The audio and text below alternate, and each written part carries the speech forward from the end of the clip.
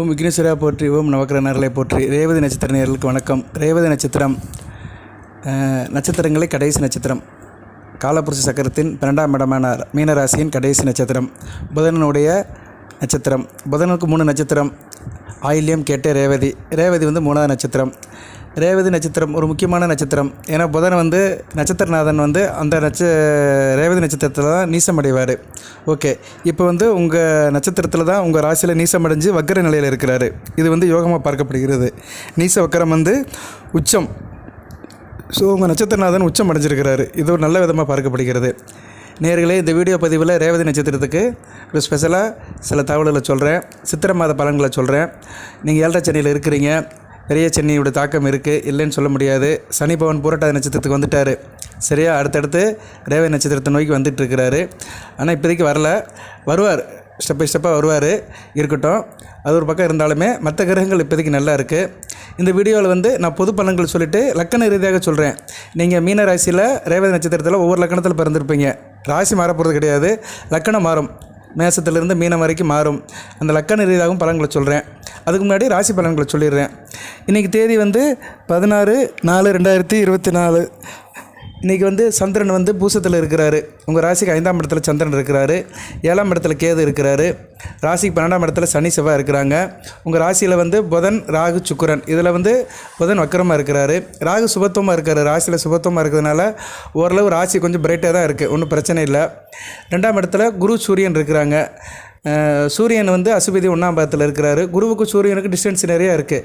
அதனால் குரு சூரியன் இணைவு கிடையாது. சூரியன் தனித்து தான் உச்சமாக இருக்கிறாரு. ஓகே நேயர்களே, இந்த அமைப்பு இருக்குது.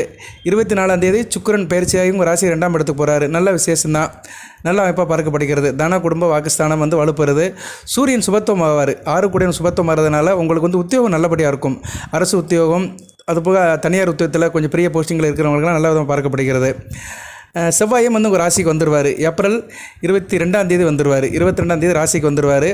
புதன், செவ்வாய், ராகு இந்த காம்பினேஷனில் இருக்கும். இது கொஞ்சம் ஒரு உடன்பாடு இல்லாத அமைப்பு தான். ஏன்னா செவ்வாய்க்கும் புதனுக்கு ஒத்து போகாது.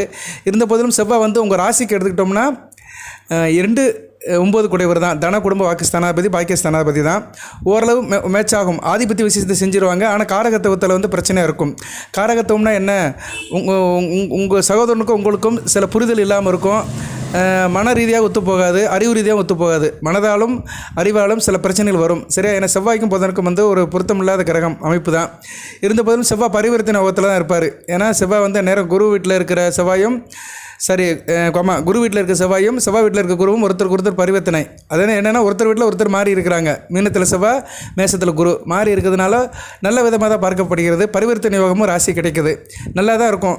ஒரே நேரத்தில் 2 கோல் போட்ட மாதிரி மீன ராசிக்கு செவ்வாய் பரிவர்த்தனை யோகம், புதன் நீச வக்கரம் அடைஞ்சிருக்கிறதுனால உச்ச பலன்களை கொடுப்பாரு. கொஞ்சம் நல்லபடியாக போகும். ஒரு 1.5-2 மாதத்துக்கு நல்லபடியாக போகும். அந்த காலகட்டத்தில் இவருக்கு இந்த ரேவதி நட்சத்திரத்துக்கு எப்படி இருக்குன்னு பார்க்க போகிறோம். லக்கண ரீதியாக சொல்கிறேன். இப்போ ஓரளவு கிரக பயிற்சியை சொல்லிட்டேன். நான் கிரக அமைப்பை ஓரளவு சொல்லியிருக்கிறேன். மற்றபடி கிரகங்கள்லாம் அதே நிலைமையில் தான் இருக்குது. சனி பகவான் ராசிக்கு 3ஆம் இடம் 12ஆம் இடத்துல குரு சாரம் எடுத்திருக்கிறாரு. இது ஒரு வகைக்கு நல்ல விதமாக தான் பார்க்கப்படுகிறது. கெட்டதிலும் ஒரு நன்மை, சரியா, கெடுதலும் ஒரு நன்மை. சனி பகவான் பூரட்டாதி நட்சத்திரத்தில் இருக்கிறது. உங்கள் ராசிநாத நட்சத்திரத்தில் இருக்கிறதுனால கொஞ்சம் ரிலாக்ஸாக இருப்பீங்க. விரயம் இருந்தாலுமே அது ஒரு நியாயமான முறையில் இருக்கும். சரியா, செலவு பண்ணுவீங்க, வருத்தப்பட்டு தான் பண்ணுவீங்க. ஆனால் சில நேரங்களில் அதை சகிச்சுக்கிருவீங்க. சரி, செலவு பண்ணாலும் பரவாயில்ல, மனசங்கடம் இல்லாமல் செலவு பண்ணுவீங்க. அது ஒரு பெரிய விஷயம் இல்லவா? நம்ம ஒரு காரியம் எது பண்ணாலுமே மனசங்கடம் இல்லாமல் பண்ணணுங்க. இன்றைக்கி மனசங்கடம் இல்லாமல் இருக்கிறோமோ நம்ம நல்லா இருக்கணும் அர்த்தம். சரியா, அந்த அமைப்பை சனி பகவான் கொடுப்பாரு. ஆனால் விரைய இருக்கத்தான் செய்யும், அலைச்சல் இருக்கும், பிரயாணம் இருக்கும். இருந்தாலும் மனச்சோர்வு அந்த அளவுக்கு இருக்காது. ஏன்னா ராசிநாத நட்சத்திரத்தில் போகிறது உங்களுக்கு கொஞ்சம் பலமாக பார்க்கப்படும். ஓகே நேயர்களே, இப்போ ரேவதி நட்சத்திரத்துக்கு எப்படி சார் இருக்குது அப்படின்னு சித்திரை மாதம் பார்ப்போம். இன்றைக்கி சித்திரை 3ஆம் தேதி தான். ஸோ இன்னும் 27 நாளுக்கு இருக்குது.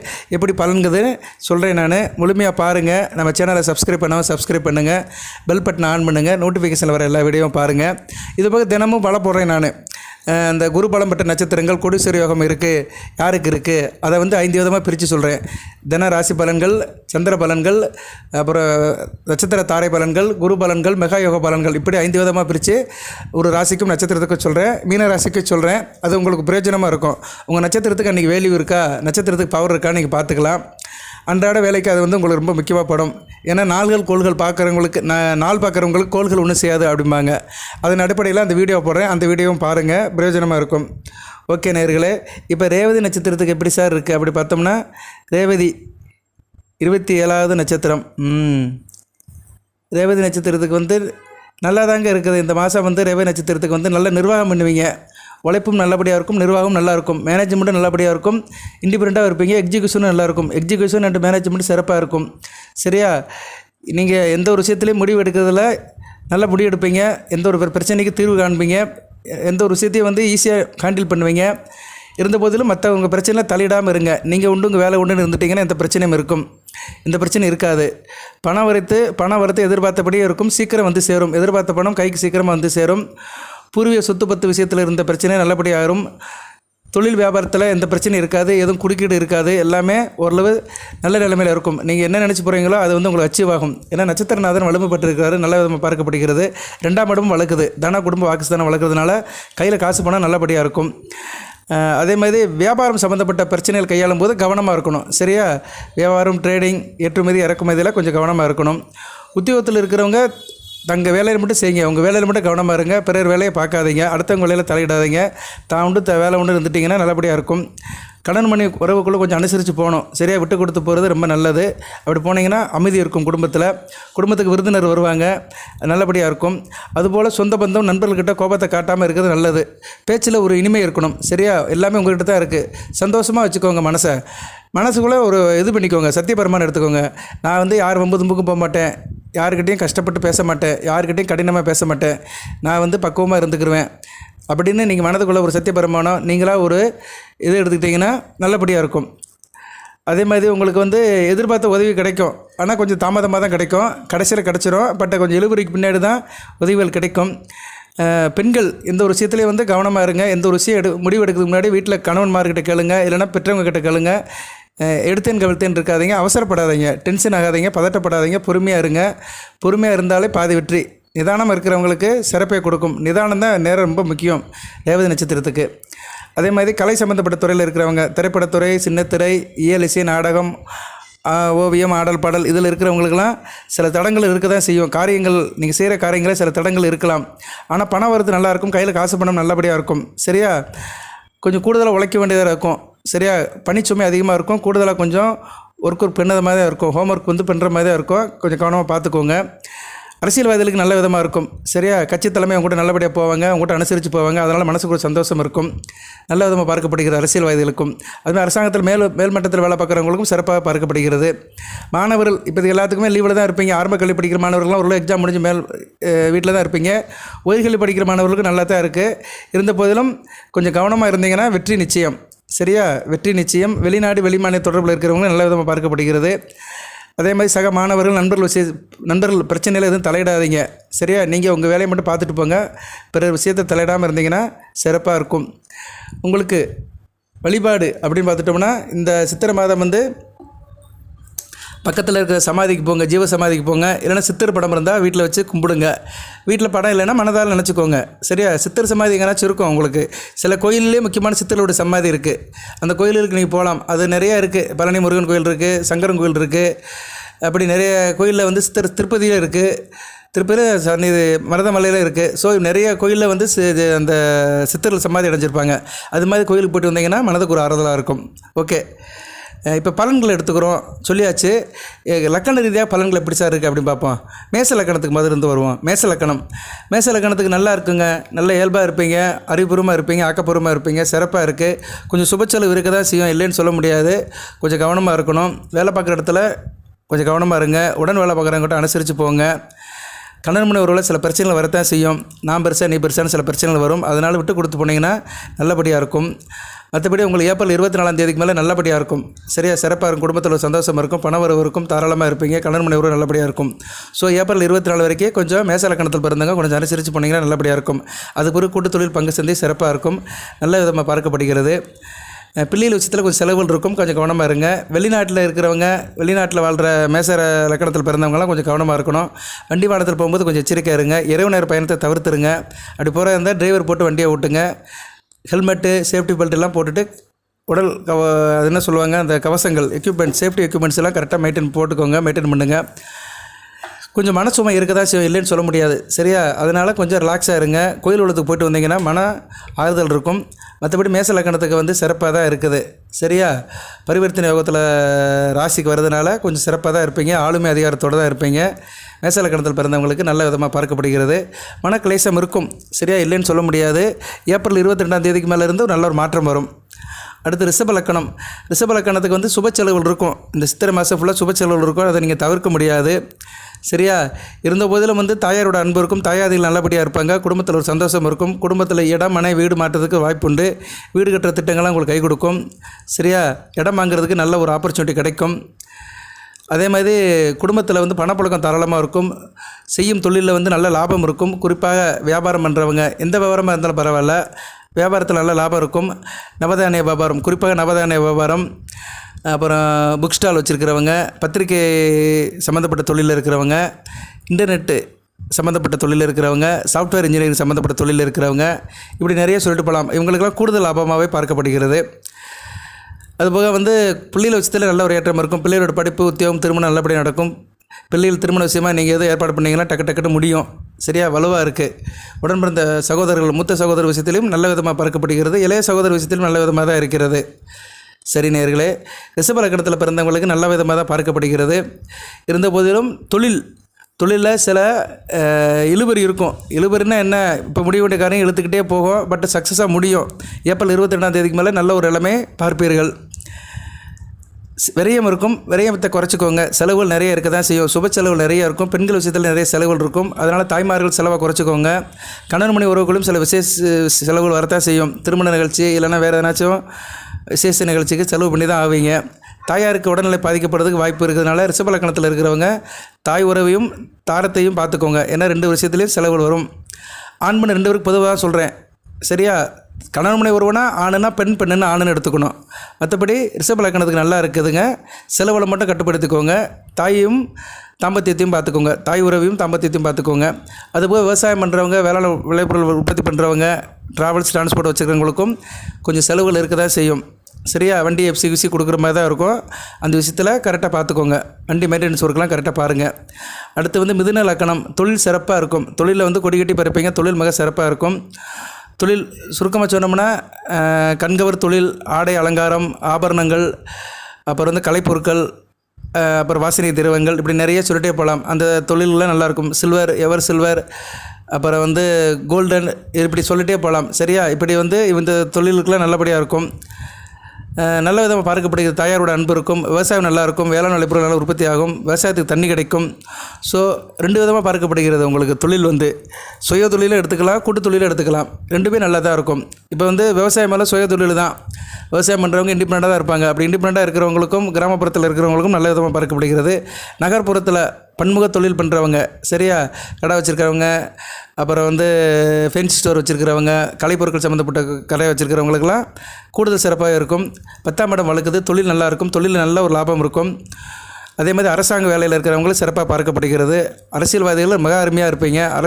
அரசியல்வாதிகள் ஆலோசனை குழுவில் இருக்கிறவங்களாம் நல்லா இருப்பாங்க. அது மாதிரி அரசாங்கத்தில் உயர்மட்ட குழுவில் இருக்கிறவங்க, கவர்மெண்ட்டுக்கு ஆலோசனை கொடுக்குறவங்க, பிஏ வேலை பார்க்குறவங்க, பர்சனல் அசிஸ்டண்ட்டாக இருக்கிறவங்க, இவங்களுக்கெல்லாம் நல்லாயிருக்கும். அரசு கருவூலம், வருமான வரித்துறை, இப்படி ஆர்டிஓ, டிஆர்ஓ இப்படிலாம் சொல்கிறோம் பார்த்தீங்களா, இவங்களுக்கெல்லாம் மிகச்சிறப்பாக பார்க்கப்படுகிறது. அதுபோக எலக்ட்ரானிக்ஸ் படித்தவங்களுக்கு மிகச்சிறப்பாக இருக்கும். மின்சார வாரியம், அணு உலை, பவர் ஜெனரேஷன், இப்படி நிறைய சொல்லிட்டே போகலாம். அது எங்கெல்லாம் இப்போ வந்து பவர் ஜெனரேஷன் இருக்குதோ அவங்களுக்கெல்லாம், அந்த டிஸ்ட்ரிபியூஷனில் இருக்கிறவங்க, ஜெனரேஷனில் இருக்கிறவங்களுக்கெல்லாம் நல்லாயிருக்கும். டர்பன் ஜெனரேட்டர், இப்படி நிறைய சொல்லலாம். ஃபேக்ட்ரியிலலாம் இருக்கும். சுகர் ஃபேக்ட்ரிலாம் வந்து அந்த சுகருடைய கழிவுகளை வச்சு அதே ஒரு ரீப்ராசஸ் பண்ணி டர்பன் ஜெனரேட்டர்லாம் இருக்குது. சரியா? அதிலிருந்து மின்சாரத்தை எடுத்து அவங்களே யூஸ் பண்ணிக்கிறாங்க. அப்படி பண்ணுறவங்களுக்குலாம் நல்லாயிருக்கும். அந்த ரீப்ராசஸ் பண்ணுறவங்களுக்குலாம் சிறப்பாக பார்க்கப்படுகிறது. நல்ல விதமாக தான் இருக்குது. ரிஷப லக்கணத்துக்கு தொழில் லாபம் நல்ல விதமாக பார்க்கப்படுகிறது. இளைய சகோதர விஷயத்தில் நல்ல ஒரு ஏற்றம் இருக்கும். அதுவும் பிள்ளைகள் விஷயத்திலும் நல்ல ஒரு முன்னேற்றம் இருக்கும். பிள்ளைகளோட படிப்பு எல்லாமே நல்ல விதமாக பார்க்கப்படுகிறது. கணவன் உறவு தித்திக்கும், இனிக்கும், சுவைக்கும், தாம்பத்தியம் நல்லாயிருக்கும். நண்பர் விஷயத்திலும் நல்ல ஒரு ஏற்றம் இருக்கும். மூத்த சகோதர விஷயத்திலும் இளைய சகோதர விஷயத்திலும் சில பிரச்சனைகள் வரத்தான் செய்யும், இல்லைன்னு சொல்ல முடியாது. இளைய சகோதரன் நல்லா தான் இருக்கும், இருந்தாலும் இளைய சகோதரனால் சில செலவுகள் வரும். மூத்த சகோதரனுக்கும் உங்களுக்கும் சில கான்ட்ரவர்சி வரதுக்கு வாய்ப்பு இருக்குது. அது அக்காவா அண்ணனா யாரோ ஒருத்தர் மூலியமாக உங்களுக்கு சில பிரச்சனைகள் வரும், கவனமாக இருங்க. உத்தியோகத்துக்கு போகிறவங்க கவனமாக இருக்கணும், தான் உண்டு வேலை உண்டுன்னு இருக்கணும். உத்தியோகத்துக்கு போகிறவங்களுக்கு சில டிஸ்டர்பன்ஸ் ஆகத்தான் செய்வீங்க, போட்டி பொறாமல் இருக்கும் வேலை பார்க்குற இடத்துல. உங்களுக்கு முன்னேற்றம் அதிகமாக இருந்தாலுமே போட்டி பொறாமை நீங்கள் ஒன்றும் தள்ளி போட முடியாது, அது சகித்து தான் போகணும், ஃபேஸ் பண்ணி தான் ஆகணும். அப்படி ஃபேஸ் பண்ணும்போது பொறுமையாக இருங்க, சரியா? நாளும் பொழுதும் ஆச்சுன்னா சரியாக போயிடும். ஏப்ரல் 22 மேலே ஒரு மாற்றம் கிடைக்கும்.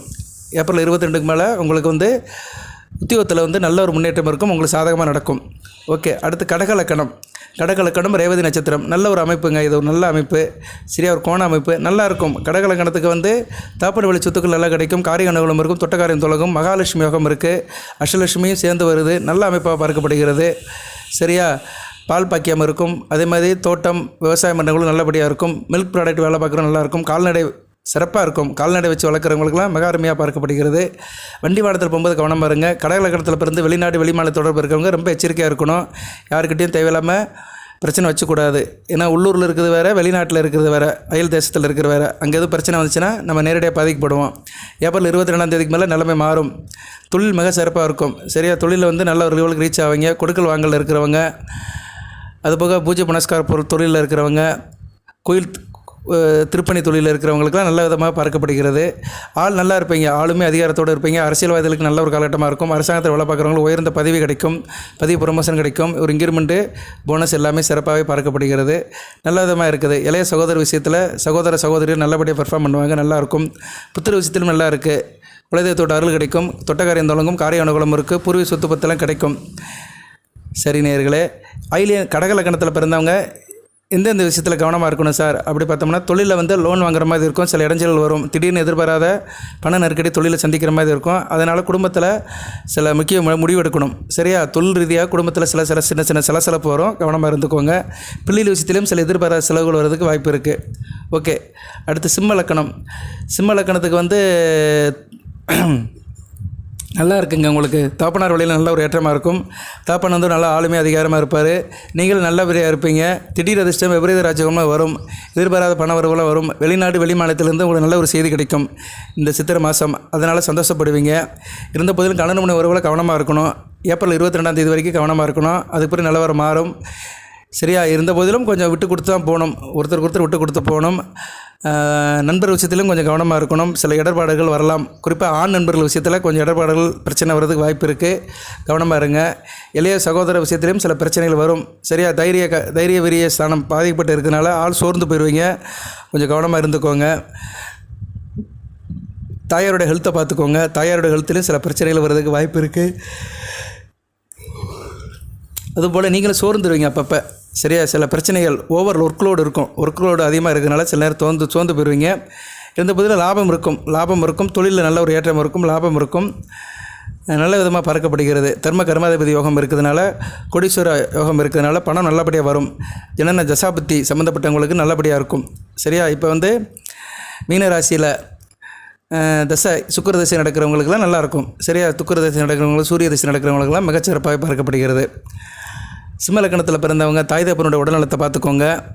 தாய் தகப்பன் உடல்நலத்துக்காக நீ கொஞ்சம் வருத்தப்படுற மாதிரி இருக்கும், அதனால் அவங்க பேச்சை கட்டுக்கோங்க, அவங்க விஷயத்தில் விட்டு கொடுத்து போங்க. குடும்பத்தில் தாய் தகப்பனுக்கு எதனாச்சும் பிரச்சனை வரலாம், அவங்களுக்குள்ள சில கான்ட்ரவர்ஷன் வருதுனால நீ கொஞ்சம் டிஸ்டர்பன்ஸ் ஆவீங்க.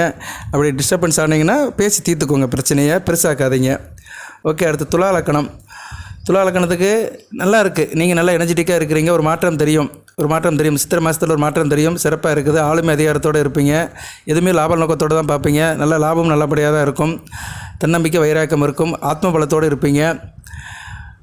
உங்களுக்கு ஏப்ரல் 22 பின்னாடி நல்ல ஒரு ஏற்றமாக இருக்கும். தொழில் பண்ணுறவங்களும் நல்லாயிருக்கும், உத்தியோகம் பண்ணுறவங்களுக்கும் சிறப்பாக இருக்கும். குறிப்பாக சிவில் இன்ஜினியர்ஸ், கட்டடக்கலையில் இருக்கிறவங்க, மருத்துவ சிகிச்சை டாக்டர்ஸ், அறுவை சிகிச்சை doctors, tea shop coffee shop வச்சுருக்கிறவங்க, விளையாட்டுத்துறையில் இருக்கிறவங்களுக்கெல்லாம் நல்ல காலமாக பார்க்கப்படுகிறது, சிறப்பாகவே இருக்கிறது. துலாம் ராசி நேயர்களுக்கு உத்தியோகத்துக்கு போகிறவங்களுக்கு மிக அருமையான நல்லாயிருக்கும். உத்தியோகம் சாஃப்ட்வேர் இன்ஜினியர்ஸ், அப்புறம் டீச்சர் வேலைக்கு போகிறவங்க, வக்கீல் வேலைக்கு போகிறவங்க, சொல்லிக் கொடுக்குறவங்க, பின்னணி பாடகர்கள், டப்பிங் குரல் கொடுக்குறவங்க, இப்படி பலதரப்பட்ட மக்களுக்கும் நல்ல விதமாக பார்க்கப்படுகிறது. உத்தியோகஸ்தானம் வளர்க்குறதுனால நல்ல விதமாக பார்க்கப்படுகிறது. மே 2 வரைக்கும் கணவன் மனைவி உறவு நல்லபடியாக இருக்கும். அதுக்கு பிறகு கொஞ்சம் விட்டு கொடுத்து போகணும். தாம்பத்தியத்தில் சில பிரச்சனைகள் வரும், அதனால் கவனமாக இருக்கணும், இல்லைன்னு சொல்ல முடியாது. 24ஆம் தேதிக்கு முன்னாடி ஓரளவு பேலன்ஸ் ஆகும். ஏப்ரல் 24ஆம் தேதிக்கு பின்னாடி கொஞ்சம் பேலன்ஸ் ஆகும். ஓரளவு சில புதுமைகள் தெரியும்.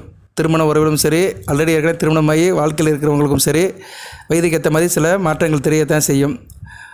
ஓகே நேயர்களே, லாபம் நல்லா இருக்குது உங்களுக்கு. சரியா, துலாம் ராசி நேயர்களுக்கு வந்து லாபம் மிகச் சிறப்பாக இருக்குது, நல்ல விதமாக பார்க்கப்படுகிறது. அடுத்து வந்து வெளிநாட்டு யோகமும் இருக்குது உங்களுக்கு. வெளிநாட்டு யோகமும் இருக்குது. வெளிநாட்டு போகிறவங்களுக்கும் நல்ல ஒரு யோக வாய்ப்பு கூடுதலாகவே வருகிறது. எந்தெந்த விஷயத்தில் கவனமாக இருக்கணும் சார் அப்படின்னு பார்த்தா, கணவன் மனை உறவில் கவனமாக இருக்கணும். ஒருத்தருக்கு ஒருத்தர் விட்டு கொடுத்து போகணும். கணவன் மனை உறவு, நண்பர் விஷயத்திலும் கவனமாக இருக்கணும். சொந்த பந்தம் யாராச்சும் தேவையில்லாமல் எதனாச்சும் பேசி உங்களை டிஸ்டர்பன்ஸ் பண்ணுவாங்க. அதனால் சொந்த பந்த விஷயத்தில் கவனமாக இருங்க. எந்த விஷயமா இருந்தாலும் வீட்டில் இருக்கவங்கள்ட்ட டிஸ்கஸ் பண்ணுங்கள். நீங்கள் செல்ஃபாக சீர்தூக்கி பாருங்கள். மூத்த சகோதரன் விஷயத்திலும் பிரச்சனை இருக்கும். சகோதரி விஷயத்திலும் சில கான்ட்ரவர்ஷன் வந்து குடும்பத்தில் சில பிரச்சனைகள் வரும். அதனால் நீங்கள் பாதிக்கப்படுவீங்க. சரியா, மனதை பக்குவமாக பார்த்துக்கோங்க. மனதாலும் உடலாலும் செயலாலும் சிந்தனையாலும் சிறப்பாக இருக்கணும். அதுக்கு வந்து யோகா தியானம் பண்ணணும். மனக்குழப்பம் வரத்தான் செய்யும், இல்லைன்னு சொல்ல முடியாது. துலா லக்கணத்துக்கு கொஞ்சம் கவனமாக எச்சரிக்கையாக இருங்க. விருச்சிக லக்கணத்துக்கு மிக சிறப்பாக இருக்குது, நல்லபடியாக இருக்குது, நல்லாயிருக்கும்.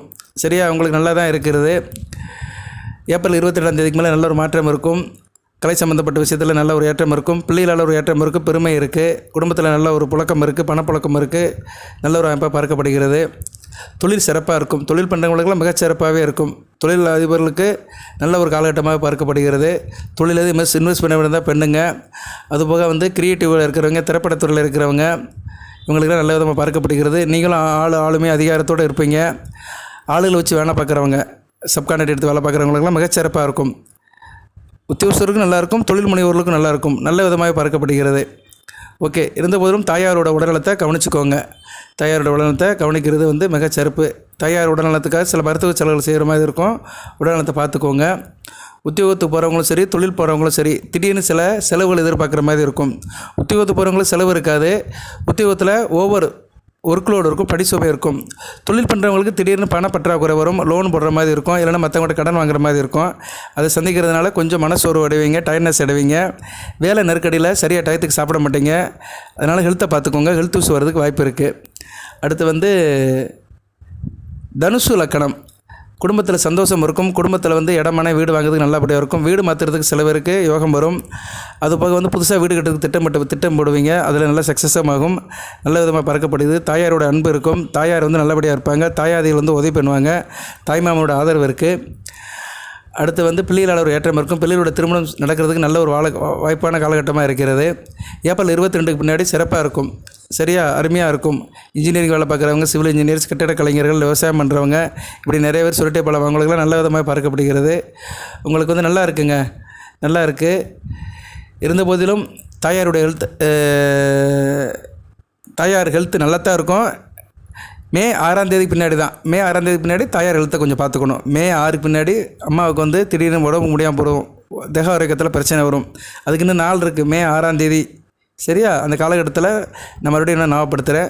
மற்றபடி இப்போ தனுசு லக்கணத்தில் பிறந்தவங்களுக்கு நல்ல ஒரு ஆளுமை அதிகாரத்தோடு தான் இருக்குது. எந்தெந்த விஷயத்தில் கவனமாக இருக்கணும் சார் அப்படின்னு பார்த்தோம்னா, தாப்பனார் விஷயத்தில் கவனமாக இருங்க. தாப்பனார் விஷயத்தில் சில மருத்துவ செலவுகள் வரும். மே 6ஆம் தேதிக்கு பின்னாடி தாயார் விஷயத்தில் சில பிரச்சனைகள் வரும். விரயம் அதிகமாக இருக்கும், அலைச்சல் இருக்கும், எங்கேனாச்சும் டூர் போயிட்டு வர மாதிரி இருக்கும், பிரயாணம் இருக்க தான் செய்யும். பிள்ளைகள் விஷயத்தில் சில பிரச்சனைகள் இருக்கும். குலதெய்வத்தை நல்லபடியாக கும்பிடுங்க. குலதெய்வத்தோட அருள் கிடைக்கணும். குலதெய்வத்தோட அருள் கிடைச்சிச்சின்னா குழப்பங்கள்லாம் தீர்ந்து போயிடும். நல்ல குலதெய்வத்து கோயிலுக்கு போயிட்டு வாங்க. இல்லைனா குலதெய்வத்தை நினச்சி வீட்டில் காணிக்க முடிஞ்சு வச்சுக்கோங்க. நீங்கள் கோயிலுக்கு போகும்போது அதை உண்டியில் போடுங்க. குலதெய்வத்தை நல்லபடியாக வணங்குனீங்கன்னா சிறப்பாக இருக்கும். பூர்வ புண்ணிய சொத்துக்கள், தாப்பனுடைய சொத்துக்கள்லாம் கிடச்சி தாப்பனாருக்கு நல்ல விதமாக ஒரு முன்னேற்றம் இருக்கும். அடுத்து மகர லக்கணத்துக்கு நல்லா இருக்குங்க. ஏப்ரல் 22ஆம் தேதிக்கு மேலே மிகச்சிறப்பாக இருக்கும். எனர்ஜெட்டிக்காக இருப்பீங்க, ஃபோர்ஸ்ஃபுல்லாக இருப்பீங்க, நல்லபடியாக இருப்பீங்க. வாக்கு சுத்தமாக இருக்கும். குடும்பத்தில் நல்ல பணப்பழக்கம் இருக்கும். இளைய சகோதரர்களில் நல்ல ஒரு ஏற்றம் இருக்கும். திரைப்படம், இசை, நாடகம், கலை சம்மந்தப்பட்டவங்க, இன்டர்நெட் சம்மந்தப்பட்டவங்க, சாஃப்ட்வேர் இன்ஜினியர்ஸ், தகவல் தொழில்நுட்பம், வியாபாரம், இப்படி சொல்லிக்கிட்டே போகலாம். மொழி, இலக்கியம், அறிவு, ஆராய்ச்சி, இவங்களுக்கெல்லாம் மிகச்சிறப்பாக பார்க்கப்படுகிறது. நல்ல விதமாக பார்க்கப்படுகிறது. அரசியல்வாதிகளுக்கு மிகச்சிறப்பாக இருக்கும். அரசாங்க உத்தியோகம் தேடுறவங்களுக்கு கிடைக்கும். இந்த காலகட்டம் சிறப்பாக இருக்கும்.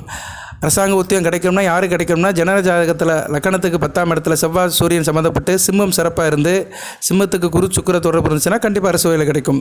அதுபோக அந்த லக்கண ரீதியாக தசாபுத்தி சுபர்கள் தசாபுத்தி நடக்கணும். சரியா, தசை மாறி இருந்தால் கூட புத்தி வந்து சுபர்கள் தசாபுத்தி நடக்கணும். லக்கண ரீதியாக 5, 9, 10 கூடியவர்கள் புத்தி நடந்தால் கூட அரசு வேலை கிடைக்கும். ஏன்னா நிறைய பேர் கேட்குறாங்க, சார் எனக்கு அரசு வேலை கிடைக்குமா, நான் நீட்டு எழுதி வச்சுருக்கிறேன், நீட்டுக்கு கிடைக்குமா. நீட்டுங்கிறது வந்து மெடிக்கலுக்கு வந்து சூரியன் வளர்க்கணும், அடுத்து செவ்வாய் வளர்க்கணும், அடுத்து குரு வளர்க்கணும். இந்த 3 கிரகங்கள் உங்கள் ராசியில் வந்து 9, 10, 11ஆம் இடத்தோட சம்மந்தப்படணும். இல்லைன்னா குரு சுக்கிரனோட தொடர்பு பண்ணி 9, 10, 11 இல்லை 2ஆம் இடத்துல இருந்தால் கூட உங்களுக்கு வந்து கண்டிப்பாக டாக்டர் வேலை கிடைக்கும். சரியா, மருத்துவம் கிடைக்கும். அதுபோல் கேது 10ஆம் இடத்துல சம்மந்தப்படுத்தாலுமே மருத்துவ வேலை கிடைக்கும். அது சில பேருக்கு சித்தா ஆயுர்வேதம் மருத்துவம் அப்படின்னு போகும், சித்தா ஆயுர்வேதாவில் போகும். ஆனால் MBBS மெடிக்கல் அலோபதிக்கு வந்து 9, 10, 11ஆம் இடத்தோட சூரியன் குரு செவ்வாய் சம்மந்தப்படணும். இக்காரம் முன்னிட்டு செவ்வாய் கெட்டு போகக்கூடாது, செவ்வாய் வலிமையாக இருக்கணும். மருத்துவ காரகன் செவ்வாய் வந்து வலிமையாக இருக்கணும், கேதுவும் நல்ல நிலைமையில் இருக்கணும். ஸோ நிறைய காம்பினேஷன் இருக்குது. அப்படிப்பட்டவங்களுக்கு தான் வந்து அந்த டாக்டர் வேலை கிடைக்கும். டாக்டர் வேலை கிடைக்கிறவங்க தான் நீட்டில் பாஸ் பண்ண முடியும். சரியா, அதனால் இந்த நீட்டுக்கு பற்றி கேட்குறவங்க ஜனன ஜாதகத்தை செக் பண்ணுங்கள். ஜனன ஜாதகத்தில் நீங்களே பார்த்துடலாம். லக்கண ரீதியாக கிரகங்கள் கெட்டு போகாமல் இருக்கணும். ஓகே, நான் இதுக்கு கூட ஒரு தனியாக வீடியோ போடுறேன். மருத்துவர் ஆகிறதுக்கு உள்ள தகுதியான அமைப்பு என்னென்னு வீடியோ போடுறேன். ஏன்னா நிறைய பேர் கமெண்ட்ஸில் அதான் கேட்குறாங்க, நீட்டுங்கிறாங்க. ஏதோ வர 20ஆம் தேதி இந்த மாதம் எக்ஸாம் இருக்குது போலுக்கோ, இந்த ஏப்ரல் மாதம். அதனால் நீட்டை பற்றியே நிறைய கேட்குறாங்க. நீட்டு கிடைக்கணும்னா, நீட்டில் பாஸ் ஆனோம்னா உங்களுக்கு வந்து ஜனன ஜாதகத்தில் செவ்வாய் வளர்க்கணும், அடுத்து சூரியன் குரு வளர்க்கணும்.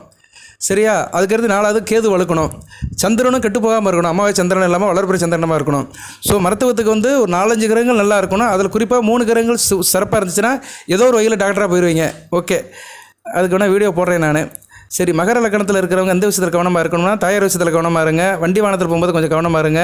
இரவு நேர பயணத்தை தவிர்த்துருங்க. வெளிநாட்டு வெளிமாநிலத்தில் இருக்கிறவங்க கவனமாக இருங்க. நைட்டில் படுத்தா தூக்கம் வராது, அதனால் தேவையில்லாமல் நினச்சிட்டு இருக்காதீங்க. விரையும் ஒரு பக்கம் ஆகத்தான் செய்யும், செலவு ஒரு பக்கம் ஆகிட்டு தான் இருக்கும். அதனால் செலவை குறைச்சிட்டிங்கன்னா சிறப்பாக இருக்கும். மற்றபடி தாயார் விஷயத்திலும் சில செலவுகள் வர்றதுக்கு வாய்ப்பு இருக்குது, கவனமாக இருங்க. மற்றபடி மகர லக்கணத்தில் பிறந்தவங்களுக்கு ரேவதி நட்சத்திரத்தில் சிறப்பாக இருக்குது.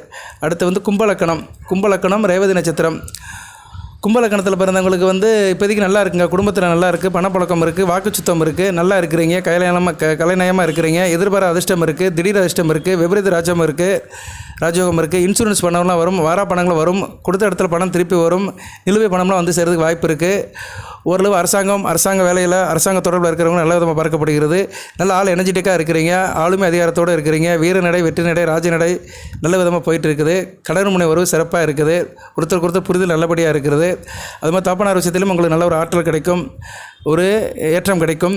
மூத்த சகோதர விஷயத்தில் நல்லாயிருக்கும். இளையதாரம் வச்சுக்கிறவங்களுக்கும் அகேஷனலாக இளையதாரம் வச்சுருக்கிறவங்களுக்கும் நல்ல விதமாக பார்க்கப்படுகிறது. கும்பலக்கணத்துக்கு சிறப்பாக இருக்குங்க. இருந்த போதிலும் கணவன் மனை உறவில் சில பிரச்சனைகள் வரத்தான் செய்யும். சில நேரத்தில் சில பிரச்சனைகள், ஈகோ பிரச்சனை வரும். அதனால் குடும்பத்தில் சில சலசலப்புகள் இருக்க தான் செய்யும். ஏப்ரல் 22ஆம் தேதிக்கு மேலே அந்த நிலைமை மாறிடும். சகோதர விஷயத்தில் கவனமாக இருக்கணும். இளைய சகோதரம் வந்தாலும் சரி, மூத்த சகோதரம் வந்தாலும் சரி, அவங்க விஷயத்தில் கவனமாக இருந்தீங்கன்னா கூடுதல் சிறப்பாக பார்க்கப்படுகிறது. அடுத்து மீன ராசி, மீன லக்கணம், ரேவதி நட்சத்திரம். ராசி லக்கணம் ஏகமாக இருக்கிறது. ஒரே ராசி ஒரே நட்சத்திரம், ஒரே ராசி ஒரே லக்கணம்.